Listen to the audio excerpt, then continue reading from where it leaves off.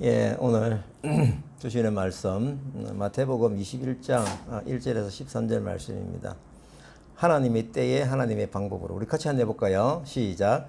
하나님의 때에 하나님의 방법으로. 아까 우리가 찬송을 제가 동행이라는 찬송을 선택을 했는데 그 동행이라는 부분은 우리가 기도할 때 가장 많이 쓰는 단어가 뭘까 한번 생각을 해봤습니다. 축복이고 또 동행하여 주십시오라는 이런 단어를 참 많이 씁니다. 어떻게 보면은 하나님과의 동행 그 자체가 복이죠. 예. 그래서 우리 인생에서 하나님의 방법이 흘러갈 때 그것이 복된 인생이다. 또 구체적으로 오늘 우리가 이 주제처럼 하나님이 그 때에 딱 맞게 하나님의 방법으로 역사가 이루어질 때 우리가 그것을 목도할 때 이것은 지금 하나님께서 강력하게 드라이브를 거시고 복이 임하고 있는 과정이구나라는 것을 깨달을 수가 있습니다. 오늘 말씀으로 근거해서 이런 부분들을 좀 나누도록 하겠습니다.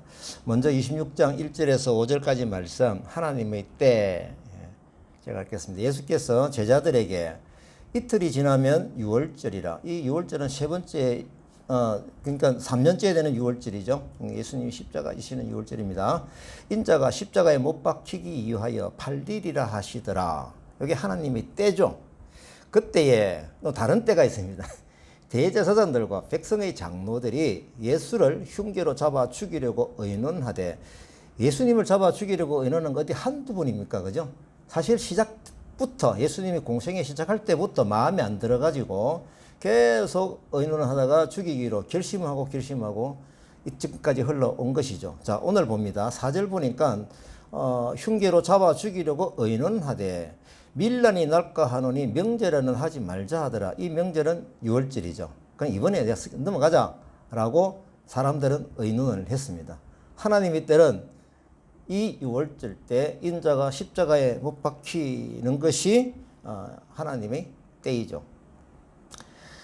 대제사장들이 예수님을 죽이려고 오래전부터 칼을 갈아오며 때를 많이 기다려봤지 않습니까?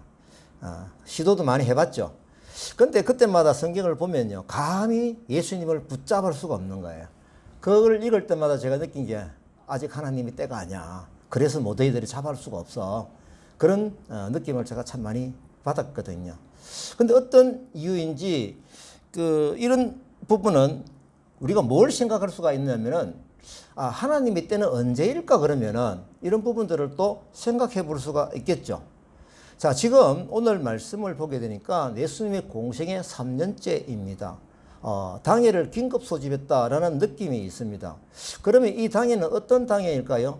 제가 볼 때는 아마 최고 회의일 거라고 봅니다. 왜 그러면 예루살렘이고 예수님이 오늘이 지금 목요일 맞습니까? 목요일 맞습니까? 가만있어라. 때는 맞습니까? 목요일 날. 예. 목요일이니까 그 이틀 전 화요일에 어떤 일이 있었나요?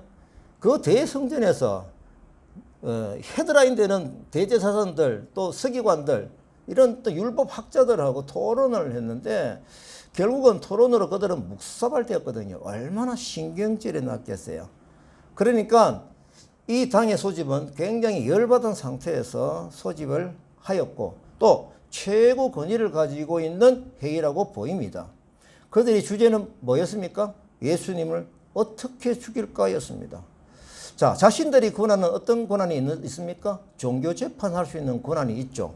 종교 재판으로서는 그들은 돌로 죽여야 되는데 이 돌로 죽이려고 하게 되면은 어떤 배경이냐? 민심을 얻어야 합니다. 근데 가만히 생각해 보니까 주일날 보면 어떻습니까? 호산나 호산나 하던 예수님을 찬양하는 무리들이 얼마나 많았습니까? 또한 그들이 눈치를 볼 때 이 민심을 넣기가 너무 어렵다라고 하는 분위기를 느낀 거예요. 그래서 돌로 죽이자고 말을 했을 때 과연 이들이 동조하며 그런 분위기가 일어나겠느냐라는 염려 때문에 이번에는 넘어가자라고 자기들 당의 결론을 내린 것이죠. 하지만 이때는 분명하게도 아까 3절이었습니까? 2절이었네요. 2절에 보게 되면은 분명히 하나님의 때는 이때에 예수님께서 십자가에 달려 돌아가시는 바로 그 때인 것이죠. 바로 이때는 또 언제이냐라고 하면은 그냥 이루어진 때가 아닙니다. 구약 성경에서 이런 부분이 충분히 예언되어져 있던 것이기도 하고요. 예수님께서도 약 6개월 전부터 제자들에게 늘 해오시던 말씀 중에서 십자가의 죽으심의 이미지 얘기를 많이 하셨거든요. 나는 하늘나라로 간다. 너희들은 앞으로 보지 못할 것이다. 이 얘기를 군데군데 많이 하셨습니다. 근데 이때는 또 어떠냐면 이 타이밍적으로 정확한 때입니다. 지난번에 제가 말씀 하나 드렸죠. 다니엘 9장에 그 말씀이 어떻게 나오죠? 다니엘을 통해서 하나님께서 지혜와 총명을 주신다라고 하면서 가브리엘 천사를 통해서 예언을 주시는데 70일에 대한 예언을 주셨죠. 한 일에는 7년으로 계산이 되었습니다. 그래서 7일회가 지난 다음에 이런 또 세계 역사적인 설명을 못 드립니다. 그 다음에 또 62일회가 다시 말해 전체적으로 지금의 때에서부터 지금이라고 하는 것은 다니엘이 예언을 받을 그때이죠. 69일회 때에 어떤 이미지야? 예수님이 십자가 죽으심 이미지를 우리가 한번 봤습니다. 그래서 저는 계산을 잘 하지 못합니다만은 어떤 신학자가 이거를 그때부터 시간적으로 계산을 해봤다 합니다. 자스트 바로 이때인 것입니다. 69일회가. 그러니까 하나님의 계산 방법에 의해서도 시기적으로도 충분히 예언되어 있는 그때가 바로 이때인 것입니다. 이렇게 볼 때 하나님의 시간표대로 이 세상의 역사는 반듯하게 흘러가고 정확하게 흘러간다라는 것을 확인하게 됩니다.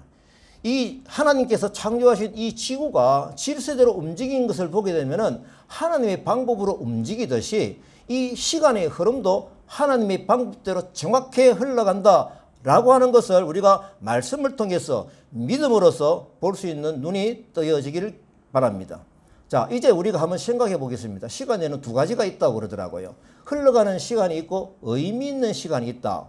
다시 말하면 이 헬라어로서는 크로노스라고 하는 것은 그냥 일반적으로 우리가 생각하는 연대기적인 흘러가는 시간을 말한다고 합니다. 근데 또 다른 의미가 있는 카이로스라는 시간이 있다라고 합니다. 이 카이로스는 의미 있는 시간이다. 다시 말하면 특정한 시간, 정확한 하나님이 정한 하나님의 시간으로서 되는 것이 카이로스이다. 시간은 지금 우리가 시간은 흘러가지만은 의미 있는 시간하고는 좀 다르다라고 하는 것이죠. 이 의미 있는 시간을 헬라에서 카이로스라고 부른다고 합니다. 특히 하나님의 활동이 전개되고 그분의 계획이 실천되는 그런 시간을 우리가 카이로스의 시간으로 카운트를 한다라고 하는 것이죠. 저는 이 말씀을 보면서 최근에 다문화 카페 교회에서 일어나고 있는 그 시간 흐름, 하나님의 의미 있는 카이로스 시간표가 흘러가고 있구나라는 것을 충분히 깨닫게 되었습니다. 이 부분은 우리가 절 기도하던 대로 강력한 동력으로서 지난 한 달 전 8월 9일부터 하나님께서 그분의 계획을 진행시키셨습니다.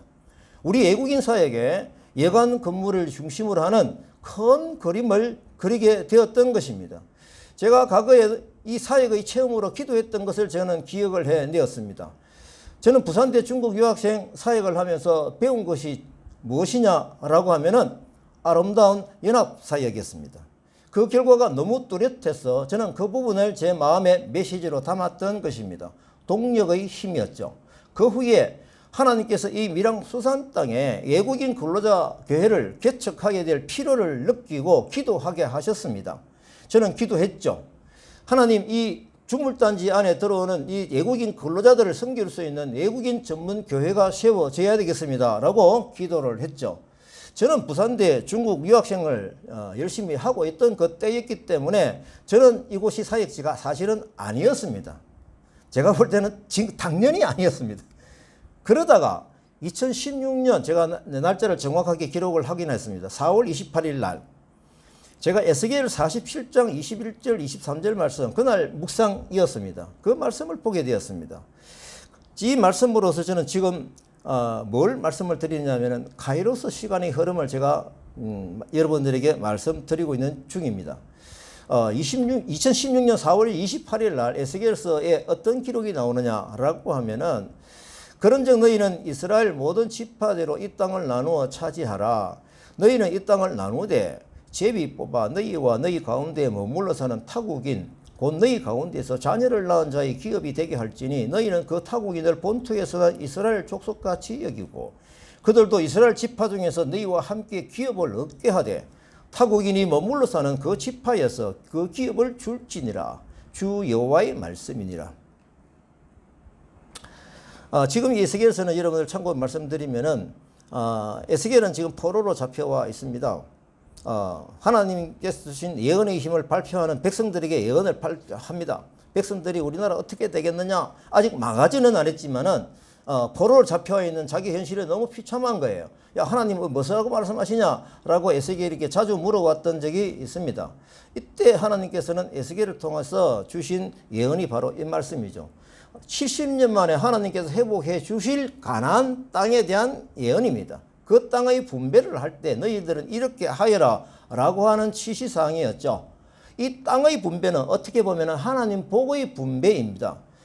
그러면 여기서 우리가 볼 때 이스라엘 지파, 하나님께서 약속하셨던 아브라함을 통해 주셨던 이스라엘 그 복만이 아니라 이들에게는 이방인들에게도 이 땅을 나눠주라라고 하나님의 주 여호와의 말이다 라고 하는 이 말씀을 뚜렷하게 주셨습니다. 왜 이 말씀을 주셨냐면 이스라엘 사람들이 잘 못했습니다. 그들은 선민사상이 있어가지고 자기들만을 향한 하나님의 복이라고만 생각을 했었죠. 그래서 하나님 주시는 그 명령에 사실은 귀를 잘 기울이지 않았습니다. 하지만 하나님은 뚜렷하게 이 말씀을 선명하게 주신 이유가 바로 뭐냐면은 이방 사람들이 어떤 지파에 속해져 있든지 간에 그들에게 유산으로 나누어 주어라 라는 명령을 내리신 거죠. 그러면 분명해지는 것이 있죠. 하나님께서 아브라함을 통해서 흘러가는 벌려보내는 그 복이 열방을 향한다는 그 사실입니다. 그것은 하나님의 태초 창조 때부터 주셨던 것이고 아브라함에게도 복을 주시고 비전을 주실 때도 이것을 분명히 말씀을 하셨습니다. 이 명령을 사실 정확히 깨달은 바울은 이렇게 기록을 한 적이 있습니다. 갈라디아서 3장 28절 29절입니다. 너희는 유대인이나 헬라인이나 종이나 자유인이나 남자나 여자나 다 그리스도 예수 안에서 하나이니라. 다 그리스도 예수 안에서 하나이니라. 너희가 그리스도의 것이면 곧 아브라함의 자손이요 약속대로 유업을 이을 자니라. 이 말씀을 볼 때 구약에서나 신약에서 똑같이 이방 족속을 향해서 복의 분배, 복을 같이 받게 하는 열방을 향한 그 약속을 계속해 주시는 겁니다. 이 약속을 바탕으로 이방 선교에 대한 명령을 깨닫고 바울은 이방 선교로 나선 것이죠. 이 말씀을 묵상할 때 하나님께서 저에게 강력한 생각을 주셨어요. 저는 이제 다시 제 시간으로 돌아옵니다. 2016년 4월 28일 그때 이 말씀을 볼 때 지금 제가 주물단지 외국인 들어오는 걸 생각을 하고 외국인 전용 교회가 세워야 됩니다. 기도를 하고 있을 때 하나님께서 이 말씀을 보게 하시는데 자꾸 제가 이 하나님께서 저에게 말씀을 하시는 거예요.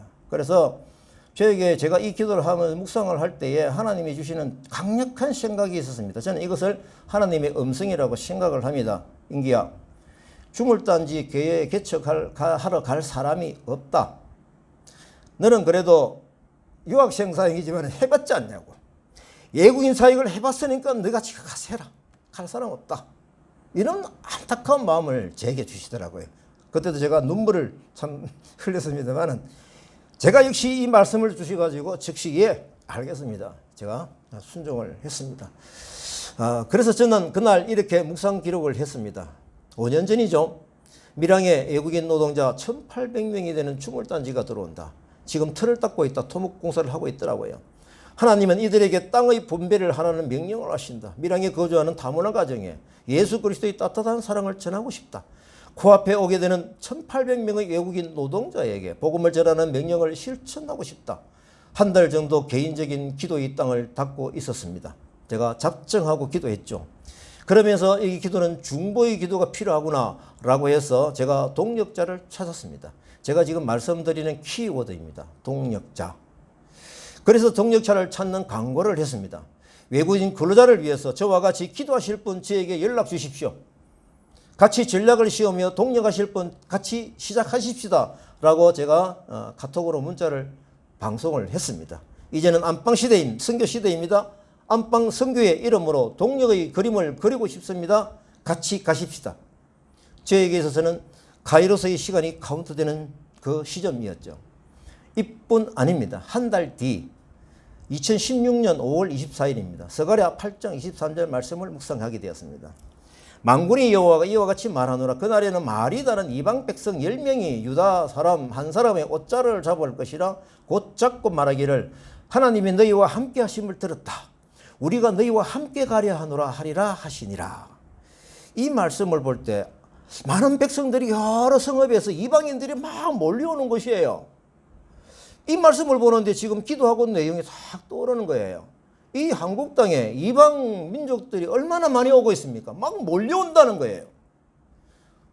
마치 우리 코앞에 이 주물단지 안에도 지금 1800명의 해외 근로자가 오는 것을 한 달 전에 저에게 깨달음으로 주셨는데 그들이 오늘 말씀처럼 몰려오는데 땅의 기초 공사를 하고 있을 때에 저는 기도하면서 똑같이 영적으로 토목 공사를 하고 기초 공사를 하고 있었죠. 만군의 여호와를 찾고 여호와께 가서 기도하자 하면 어떻게 한다요? 그 이방 백성들이 나도 가자 할 것이다.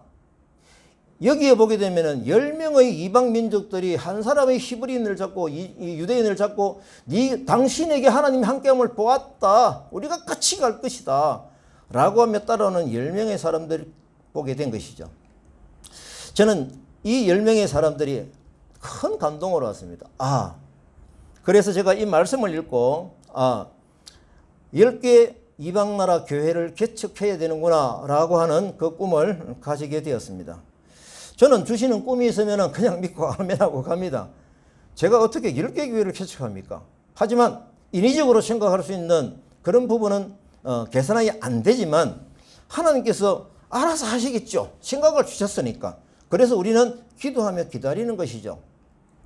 제가 이 말씀을 다시 읽겠습니다. 그날이 이르면 다른 언어를 가진 다른 민족 10명이 와서 한 명의 유다 사람의 옷자락을 꽉 붙잡고 말할 것이다. 하나님이 너희들과 함께 하신다는 말을 우리가 들었다. 우리가 너희들과 함께 가겠다. 하나님 이렇게 제가 예언해 주셔서 감사합니다라고 그날 기도를 했습니다.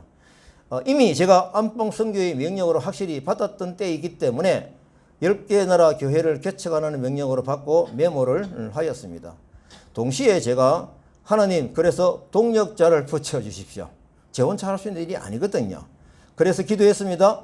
또한 로마서 8장 28절 말씀을 외우면서 기도했습니다. 우리가 알거니와 하나님을 사랑하는 자 곧 그의 뜻대로 부르심을 입은 자들에게는 모든 것이 합력하여 선을 이루느니라. 동력이죠. 이 동력이 일어나게 되는 그 과정에 볼 때 두 가지 과정이 필요하더라고요. 어떤 부분이 필요합니까? 먼저 하나님을 사랑하는 자가 되어야 돼. 또 어떤 부분입니까? 그 뜻대로 부르심을 입은 자가 되어야 돼. 이 두 가지가 배경이 깔려 있으면 동력의 그림, 아름다운 선을 이룰 수가 있는 것이죠. 저는 2016년 4월 5일 이 생각으로 주신 생각으로 비전을 받은 후에 너무 감동이 왔습니다. 얼마나 큰지 제가요. 4개월 뒤인 2016년도 8월 달에 제가 비전 선포 감사 예배를 해야 되겠다. 8월 9일입니까? 내 기억으로는. 예. 그러니까 땅도 아무것도 없는데 그냥 기도만 하고 있었는데 이게 너무 가슴이 큰 거예요. 그래서 창세기 12장에 우리가 중요하게 생각을 하는 이유가 뭡니까? 그때 아브라함에게 보여줄 땅으로 가라 해서 떠나는 그 걸음에 비전 받고 떠나가는 하나님의 명령이 선포된 그 시간, 카이로스 시간이 움직이는 그때에 우리는 감동을 받고 12장을 묵도하고 있지 않습니까? 죄송합니다. 제가 그때부터 10개 교회 개척은 분명히 제 혼자 할 수 있는 일이 아니기 때문에 동력자를 찾기 위한 열심히 기도를 제가 했습니다. 그런데 제가 기도한 대로 이 사역이 지금 시작이 되었죠. 제가 이 2018년도 4월 달에 일단 건물이 우리가 구입을 하고 그 다음에 7월 달에 저희들이 설립 예배 감사도 드리고 그래가지고 사역을 시작을 했죠. 먼저 다문화 가정을 시작을 했습니다. 아이들이 옵니다. 근데 아이들하고 주일 예배를 시작을 했습니다.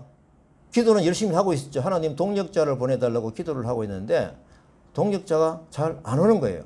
그러니까 예배를 할 때 선생님은 누구입니까? 할매 선생이 되는 거죠. 할매 선생이 나오죠. 예, 할배 선생 제 사진은 조금 있는데 뺐습니다. 하도 할배가 많이 나와가지고.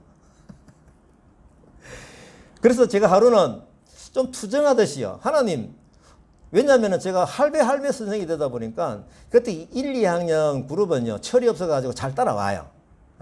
근데 5학년, 6학년 되더니 재미가 없는지 하나 빠지더니 둘 빠지고 쉽게 빠져나가더라고요. 그러니까 참 이게 어떻게 되지? 하나님, 동역자를 왜 안 보내주십니까? 라고 제가 좀 투정하듯이 묻는 기도를 한 적이 있습니다. 그때에 하나님께서 저에게 주시는 응답이 분명했습니다. 내가 너를 보냈지. 분명하거든요. 하나님이 보내서 왔죠. 예. 그러면은 그 동역자도 내가 보낸다. 이 마음을 주세요. 하나님, 알겠습니다. 기다렸습니다. 제가 지금 동역자의 주제로 하나님 시간표인 크로노스를 간증하고 있는 것입니다. 그 후에 2020년 작년이죠. 6월 달에 코로나가 조금 있지만 그래도 조금 잠잠해지겠어. 또 너무 코로나에 너무 짓눌려 있는 것 같아서 매주 토요일 날 전도 나가기로 결심하고 광고를 했죠. 부산에서 이 광고를 들은 어떤 지인이 청년 한 명을 그날 첫날 데리고 왔습니다. 그뒤 이 친구는 다시 한 명씩 데려오더니 나중에 3명에서 5명 이렇게 계속 오는 거예요. 참 신이 났죠. 부산에서 청년들이 오다니 하나님 말씀대로 동역자를 붙여주신 거예요. 그리고 또 코로나가 또 심해져가지고 또 스톱이 됐다가 그 다음에 또 새롭게 제가 언제부터 시작했는지 원래 또 4월 때인가 해도 모르겠습니다. 예, 다시 시작을 할 때 그때 또 청년들이 또 다시 오는 겁니다. 또 다른 청년이 또 왔어요. 부산에서. 그래서 꾸준하게 오는 이 3명의 청년들과 제가 하고 싶었던 다카 전도 학교가 있거든요. 지금 밀양 지역의 성도들을 모아서 이걸 하자고 광고하기로 다 되어 있는데 이 코로나 때문에 지금 광고를 지금 못하는 겁니다. 그런데 부산에서 이 친구들이 오니까 옳지 잘 됐다. 너희들이 일기다. 그래서 8주에 걸쳐서 토요일 날마다 와가지고 전도 공부를 하고 전도 실습하고 이렇게 해가지고 수료를 했습니다. 지금 동역이 지금 이렇게 진행하고 있는 중에 하나님께서는 제 다른 어떤 동역자를 붙여 주셔서 2011년 8월 9일 날 만나서 한 달 전이죠. 지금 엄청난 일이 진행이 되고 있습니다. 지금 여기 앉아 계시는 박경수 본부장님 오히려 막 저한테 보내주신 게 아니고 박경수 본부장님이 저를 붙이신 것 같아요. 만난 지 한 달 만에 외국인 근로자 숙소, 예배 처소를 쓸 수 있는 건물들을 다 싸게 하시는 거예요. 엄청난 기획력이 있으신 분이었습니다. 그래서 이 여관 건물을 구입하면서 다카 교회는 또 팔게 하시고 이런 엄청난 일이 한 달 새에 다 이루어졌어요. 또 여관 내에 그 선교사님들이 살 수 있는 아파트 2채도 또 구매를 하고 그 다음에 그 밑에 바로 가까이에 있는 상가 건물에 여기에 사무실과 또 교육실과 뭐 교육관이죠. 또 소예배실 하면 되겠다라고 해서 상가 건물도 2채를 계약을 했습니다. 한 채는 벌써 등기가 올라갔죠. 조금 떨어져 있지만은 75평 땅도 계약을 해가지고 그 외국인 근로자들이 많이 사는 원룸 앞에 코앞에 그 딱 그냥 땅을 또 계약을 했다라는 얘기를 들었습니다. 지금 이렇게 되면은 이제 리턴 하시는 선교사님들이 이 아파트에 기거하게 하면서 싼 가격에 하면서 그분들이 또 전문가시잖아요. 각 나라별로 전문적인 그걸 선교력을 가지고 이 외국인 근로자들을 만나서 복음 전하고 교회가 되겠구나. 그러면 이 교회 수가 많아질 수 있겠는데 라고 하는 것이 지금 저에게 들어오는 깨달음입니다. 진행형이죠, 지금은요. 이렇게 하나님께서 저와 이 박경수 본부장님 또 문상식 목사님 아마 곧 이제 또 인테리어 공사 때문에 여기 투입이 되실 분입니다. 그리고 또 임정식 장로님 이렇게 4명의 대표가 모여서 다카 선교인 공동체가 태동이 되었던 것입니다. 제가 이제 돌이켜 보니까 다카 이 사역에 대해서 1기가 코로나 이전에 다문화 가정 어린이 예배 하던 것이 기억이 나고요. 이때 동역자 오한교 장로님 부부가 오셨습니다. 그 다음에 2기는 뭐냐라고 하면 코로나를 뚫고 외국인 근로자들에게 복음을 전하면서 외국인 근로자 사역이 진행이 됐던 것. 이런 부분들이 아직까지도 활발하지는 않습니다만 계속적으로 진행이 되고 있습니다.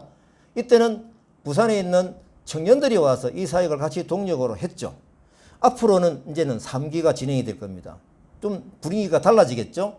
외국인 근로자 숙소에는 이미 그들과 동행할 수 있는, 따지면 기거할 수 있는 공동체가 될 수 있는 그런 조건에서 복음을 전하게 되니까 얼마나 집중적으로 될 수 있겠느냐라는 것입니다. 이제 연합군 사역이 분명히 또 크게 확장이 되어져서 하나님이 원하시는 바 그런 사역들이 잘 진행이 될 것입니다. 하나님이 선을 이루는 것이죠. 다카 선교인 공동체를 통해서요. 저는 이번 표적을 통하여 하나님께 주신 명령을 분명히 저는 기억을 할 것입니다. 제가 동역자가 절실해서 하나님 왜 저를 보내놓으시고 동역자를 보내주지 않습니까? 라고 기도했을 때 내가 너를 보냈지 라고 한 말씀 제가 뚜렷이 기억을 하고 있습니다.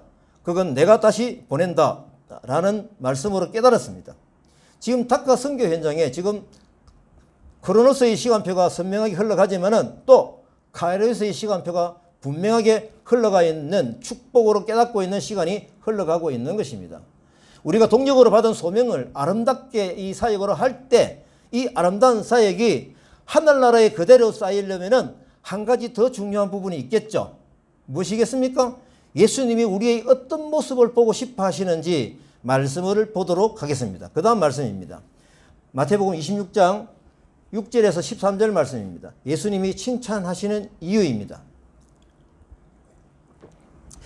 예수께서 베다니 나병 환자 시몬의 집에 계실 때 한 여자가 매우 귀한 향유 한 옥합을 가지고 나와서 예수의 머리에 부으니 제자들이 보고 분개하여 이것을 허비하느냐 비싼 값에 팔아 가난한 자들에게 줄 수 있었겠다 하거늘 예수께서 하시고 그들에게 이르시되 너희가 어찌하여 이 여자를 괴롭게 하느냐 그가 내게 좋은 일을 하였느니라 이 여자가 내 몸에 이 향유를 부은 것은 내 장례를 위하여 함이니라. 다시 읽겠습니다. 이 여자가 내 몸에 이 향유를 부은 것은 내 장례를 위하여 함이니라. 어디서든지 이 복음이 전파되는 곳에서는 이 여자가 행한 일도 말하여 그를 기억하리라 하시니라. 예수님께 드리는 것이 사실 나에게 소중한 것일수록 예수님께 바라보시는 그 가치가 뛰어나겠죠. 예. 제가 뭐 있으나 마나한 거 가지고 툭툭 내면은 그 무슨 가치가 있겠습니까? 여기에서 오늘 여인이 드렸던 이 나드 향은 매우 귀하고 값이 비싸다고 합니다. 주로 이제 제가 자료를 보니까요. 왕이나 그런 고귀한 분, 굉장히 이것을 쏟아도 하나도 아깝지 않는 그런 분들에게 바쳐지는 것이라고 하죠. 그런데 사실은 이 여인은 왕이신 예수 그리스도 선택을 잘 한 거죠. 요한복음에 보게 되면은 향유 이 한 옥합의 가격 기준이 나옵니다. 약간 300데나리온이라고 하는 제자들이 열받게 되어 있죠. 이 데나리온 300데나리온 일반 노동자의 1년 연봉입니다. 연봉. 그러니까 요즘 치면은 뭡니까? 한 3천만 원 일이 되겠죠. 됩니까? 노동자는 그게 안 됩니까? 하여튼 3천 연봉과 맞먹는 액수라라는 것이죠. 그러면은 이 여인이 드린 나드 향의 옥합은 물리적인 가치 외에 또 다른 감동이 있습니다. 사실은 이게 가치가 300데나리온인 것 때문에 거기에 가치가 꽂혀 있으면은 이 여인이 드린 예수님이 칭찬하신 그 칭찬을 놓칠 수가 있습니다. 사실 이 부분이 중요하죠. 예수님 지금 계속 하시는 말씀이 있습니다. 뭡니까? 예수님께서 죽으시고 부활하신다는 예언을 계속 했었죠. 실제로 예수님은 자신의 죽으심을 또 부활하심을 누차 공개해 왔는데 따라다니는 제자들은 어떻게 했습니까? 십자가의 죽음에 직면해 있는 예수님과 공감대를 형성할 수 없고 오히려 뭡니까? 동상이몽이 되어가지고 높은 자리 다툼을 하고 있던 제자들 모습 아니었습니까? 그런데 오직 이 여인만은 예수님의 그 운명의 시간을 준비한 것이죠. 그 말씀을 듣고 영적으로 깨달은 것이죠. 그래서 향유 300데나리온에 되는 그것을 예수님 머리에 부었던 것입니다. 그래서 예수님이 칭찬을 하신 것이죠. 이 여인의 헌신, 상황적으로 볼 때 큰 칭찬을 받았을 때, 이 보통 사람들이 볼 때, 에이, 그래도 그 300데나리온, 다시 말하면 1년 연봉을 쏟아부은 그 물리적인 그 가치를 가지고 예수님 칭찬하셨겠죠. 라는 이런 생각을 할 수가 있겠다 싶어서 제가 예수님이 바라보는 시각을 다시 하는 다른 사건을 통해서 보여드리도록 하겠습니다. 마가복음 14장 41절에서 44절 말씀입니다. 이 말씀에 오게 되면 여러분들 잘 알고 있는 거예요. 예수님이 한 번은 헌금을 하는 그 사람들을 유심히 보고 계셨다라고 합니다. 자, 많은 부자들이 큰 돈을 넣었답니다. 아마 요즘 같으면 뭡니까? 이게 아마 수표를 넣으면 한 장이니까 재미가 없을 거고 아마 막 500원짜리도 재미가 없겠죠. 만 원짜리를 가지고 막 이게 시알려 가지고 뭐 이런 분위기겠죠. 뭐 큰 덩치의 돈을 막 엮는 이런 분위기가 있을 때 그때 가난한 과부 한 사람이 오더니 랩돈 동전 2개 곧 한 고드란트를 넣었다. 이거는 밑에 제가 해설을 붙였는데요. 헬라 화폐로서는 가장 작은 돈이 렙돈이라고 합니다. 두 렙돈이죠. 이제 이 로마 동전에서 한 고드란트라고 하는데 로마에서도 가장 작은 단위의 돈이 이 금액에 해당이 된다고 합니다. 우리나라는 10원 정도죠. 예. 자, 예수님께서는 우리의 사랑과 섬김의 진정성을 보고 계시는구나. 그것을 보고 기뻐하시고 칭찬하시는구나. 라는 것을 이 가보의 두 렙돈 칭찬을 보고 깨달아야 하는 것입니다. 이것을 잊지 말아야 됩니다. 그래서 우리에게 있어서 하나님 나라를 위해서 헌신하는 것은 어떻게 보면은 우리의 중심을 바라고 계시는 예수님이다. 라는 것을 잊지 말아야 할 것입니다. 자, 이제 제가 이 부분에 대해서 또 좀 간증이 있습니다. 이걸 마지막으로 말씀을 드리면서 마치도록 하겠습니다. 이 부분에 있어서도 제가 키워드는 동력자입니다. 이 부분도 동력자입니다. 제가 2021년 8월 27일 날 이 영성 일기를 쓴 내용입니다. 바로 그때에 일어난 일입니다. 우리 백옥숙 집사님이라는 분이 선교 헌금이 제목이 그렇습니다. 이 백 집사님은 제가 어릴 때 같은 동네에 살고 있던 눈앞벌 되는 한 살 많은 분입니다. 그때 얼굴을 아는 정도였는데 제가 밀양 선교교회 장로로서 세 가족을 섬기고 있을 때 우리 교회 오신 거예요. 그럼 가까이 오신 거죠. 제 기억으로 한 13년 전 정도로 기억이 됩니다. 그런데 휠체어를 타고 오시는 거예요. 저는 놀라웠죠. 어떻게 됐지? 인생이 정말 힘들겠구나. 그렇게 하지만 내가 안면에 있기 때문에 서로 인사를 나누고 했습니다. 이 백옥숙님은 또 다른 한 분 거의 휠체어를 타셔야 되는 그 걸음으로 힘들게 오시는 김미자라고 하는 분하고 나이가 비슷하고 형편이 비슷하니까 자연스럽게 두 분이 같이 지내게 있는 거예요. 교회는 빠지지 않고 출석을 잘 했습니다. 제가 보니까 이 두 분이 참 모습이 참 외로운 거예요. 두 사람만 있고 그 주변에 사람이 없어요. 그래서 제가 아내에게 부탁을 했습니다. 여보, 당신이 저 두 분에게 성경을 좀 가르치면 좋겠다라고 해서 그때 한 5주간 그죠? 예, 그 과정으로 성경을 가르쳤습니다. 그러다 보니까 그 뒤로 이분들하고는 교회에서 적극적으로 인사하는 사이가 된 거예요. 그래서 그 뒤로 저는 주일 예배 자리에 앉기 전에 제일 뒤에 그분들이 있거든요. 휠체어를 타고 꼭 그분들에게 가가지고 짧은 안부를 묻고 화이팅 하면서 인사를 하곤 했었습니다. 그러다가 20년 3월 달에 제가 탁하교회 예배를 해야 했기 때문에 이 인사가 끊어졌죠. 그 뒤에도 보면은 이 김미자님은 전화가 가끔 와가지고 보고 싶다고 그냥 그 전화를 참 많이 했습니다. 그러면서 서로 안부를 이제 서로 묻고 그러면서 이분이 자기의 어려운 삶을 막 호소하기도 하고 그랬던 적이 있었습니다. 또 한 번은 이 백옥숙님은 전화를 잘 하시는 분이 아닌데 한 번은 전화가 왔어요. 그리고 서로의 안부를 물었습니다. 타카교회 소식을 잠깐 전하였죠. 그러니 이분이 하시는 말씀이 설교를 하신다고요? 그러면은 그 설교를 제가 좀 듣고 싶습니다 라고 해서 하나 좀 보내달라고 해서 제가 유튜브에 있는 설교 하나를 보내주었습니다. 그때가 21년 1월 21일이네요. 그 뒤로 바로 한 이틀 뒤인가 다 들었습니다. 그 다음 좀 보내주세요 라고 하면서 그 설교를 들었던 감동에 지은 자기 느낌을 문자로 막 보내가지고 보내달래요. 이렇게 해가지고 계속 하나씩 보내는데 이틀에 하나씩 막 요구하는 거예요. 그럴 때마다 자기가 또 느꼈던 점 막 적고 이렇게 해서 막 보내줘요. 그러면서 종종 달라 해가지고 제가 계속 보내주다가 결국은 제가 77편의 설교를 다 듣게 된 거예요. 그분이 설교를 들으면서 이 주시는 문자 속에서 어떤 내용이 나오는가라고 하면은 제가 이 선교사님 설교를 듣고 선교가 왜 선교사님이 그쪽에 가셨는지를 알겠네요. 정말 그 선교가 귀한 사역이네요. 그러면서 그 감동을 받으면서 선교의 이 뭡니까? 이 느낌이 계속적으로 영적으로 성장을 하는 거예요. 그러면서 계속적으로 설교를 다 듣고 이분이 선교적인 상문을 충분히 깨닫고 있었던 것을 제가 알게 되었습니다. 그러면서 그분이 하시는 말씀이 자기도 선교를 하고 싶은데 몸이 이래가지고 좀 그렇다. 그러면서 자기가 그러면은 제가 선교 헌금이라도 좀 해야 되겠다 하고 한 번은 전화가 와가지고요. 돈 2만 원을 선교 헌금을 보내겠다. 통장 번호를 알려 달래요. 제가 버텼습니다. 안 보냈습니다. 그분은 장애인이고 국가 보조금으로 사시는 분인데 어떻게 제가 그걸 받습니까? 그 마음으로 충분하다. 하나님이 백집사님의 헌신을 받으셨다. 라고 하면서 막 저는 피해갔는데 집요해요, 이분이요.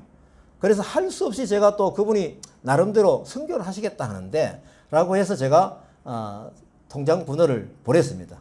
2만 원이 오고 또 2만 원이 오고 이게 제가 두 번 났던 것을 기억이 납니다. 그게 어떤 돈인데 참 내가 이거 메모를 하면서 참 눈물이 났어요. 그런데 오랫동안 한 페이지 설교를 보내다가 한 번은 이제 제가 거의 설교를 다 드렸기 때문에 제가 이 설교를 유튜브에 들어가서 찾는 방법을 가르쳐주고 들어오게 했습니다. 뜸하게 있더니 제가 기억으로는 한 두 달 정도인가요? 연락이 없다가 어느 날 전화가 왔는데 말을 알아들을 수가 없습니다. 5분 정도 시간이 걸려서 알게 된 내용이 뭐냐라고 하면은 자기가 뇌출혈로 밀양의 어느 요양봉원에 와 있다. 이것도 정확하게 알지를 못하겠더라고요. 내가 성교비를 매월 보낼 수가 없고 면회가 안 되니까 자기가 간호사에게 올해 12월까지의 성교비 10만 원을 맡겨 놓을 테니까 찾아가세요 라는 이 내용인 거예요. 제가 5분 동안 얘기하다가 아는 게 이거예요. 제가 참 이걸 쓰면서도 참 울음이 터졌습니다. 제가 받아온 성교 헌금 봉투 뭡니까? 이거죠. 제가 아직까지도 돈을 꺼낼 수가 없는 거예요. 못 꺼내겠어요. 어떻게 돈을 꺼내요? 제가 이걸 보면서 봉투만 쳐다보고 있는 거예요. 동시에 이분이 동력자구나. 이분이 동력자구나. 그것을 제가 깨달은 거예요. 동시에 제가 이 성도들이 하는 헌금을 어떻게 사용해야 되는지 그런 어떤 영적인 경각심도 제가 이걸 보면서 깨닫게 되는 것입니다. 제가 이 재정관이 흐트러질 때 이걸 보면서 다시 제가 다듬고 싶어요. 이 봉투에 적힌 헌신의 이걸, 사진의 이걸 제가 계속적으로 보관할 것입니다. 저는 끝까지 하나님이 주신 메시지로 이것을 가져갈 것입니다. 그러다 보니까 단짝으로 교회에서 서로 의지하며 또 교제를 하시던 그 김미자 집사님이 생각이 나더라고요. 그래서 제가 오랜만이라서 전화를 제가 한번 드려보니까 그분이 지금 병원인데 내일 다리뼈 수술을 해야 된다라고 이 얘기를 해요. 어려운 일이 왜 그리 많은 일이 나느냐고. 그 후에 백 지사님 안부 전화도 하고 이제 알아듣기는 힘들지만은 저희들은 천국 소망으로 대화를 마무리를 하고 했습니다. 여인의 옥합을 깨뜨리며 때를 맞춘 헌신, 하나님이 기뻐하신, 예수님이 기뻐하신 그 부분을 기억을 하십시다. 오늘날 안방성교리에다가 시간과 물질을 드리는 그 모든 분들을 보면서 저는 하나님께서 참 기뻐하실 것이다 라는 믿음을 가지고 있습니다. 마지막으로 어제 부산에서 온 청년들과 사실 동력으로 선교를 한 영상과 사진을 같이 보겠습니다. 키워드는 동력자입니다. 어제 저 외국인 친구들이 많이 왔어요. 공부하는 날이 이게 아닌데 성경 공부하는 날 한 명하고 성경 공부하는 날인데 한 명이 더 제가 오게 초대를 해가지고 나딤이라는 친구가 또 와가지고 두 명이 같이 성경 공부를 하는 일이 있었습니다. 또 여기는 사진은 없지만은 방글라데시 친구 두 명이 또 와가지고 또 놀다 가고 있습니다. 그리고 다음 페이지가요? 예. 이 친구 어제 복음 전한 거 한번 들어보실래요?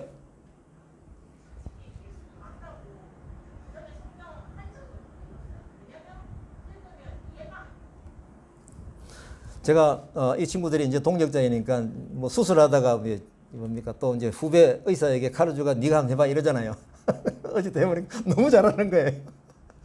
그래서 어제 그 목적으로 너희들이 앉아라 같이 하는 걸 한번 봐라고 했기 때문에 수술실에 같이 들어간 거죠. 그래서 참 기뻤어요. 정말 잘하는 거네 이 친구들이. 그래서 또 이제 새롭게 만나는 친구들이 또 있거든요.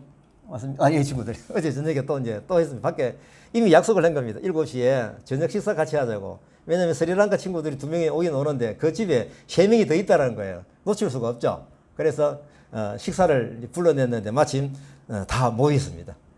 모여가지고 5명이 어제 삼겹살 저도 먹고 싶었던 건 애들이 좋아하더라고요. 그래서 이제 잔치하듯이 했는데 애들이 너무 착해요.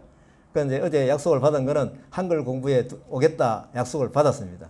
그래서 제 마음에는 벌써 이 스리랑카 이 친구들, 요 젊은 친구들은 우리 동역자로 보내신 이 친구들에게 좀 바로 맡겨도 되겠다라는 생각을 하게 되었습니다. 자, 앞으로 이렇게 하나님께서 가이로스 시간대를 주시면서 하나님의 방법을 깨닫게 하시는 그 시간, 의미 있는 시간표를 보게 하시는 하나님께서 새로운 장소에서 공동체 생활을 하면서 성교할 수 있는 기회를 주신 것입니다. 이제는 새로운 기회의 장에서 새롭게 보쳐지는 동력자가 하나님께서 부처지는 동력자가 많이 있을 수 있겠죠. 우리가 기도하면서 기다릴 것입니다. 기도하는 자에게 하나님의 복이 흘러오는 것입니다. 하나님의 방법이 흘러오는 것이죠. 이것이 결국은 동행입니다.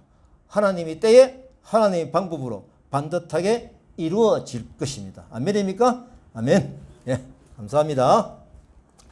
코로나 위협이 계속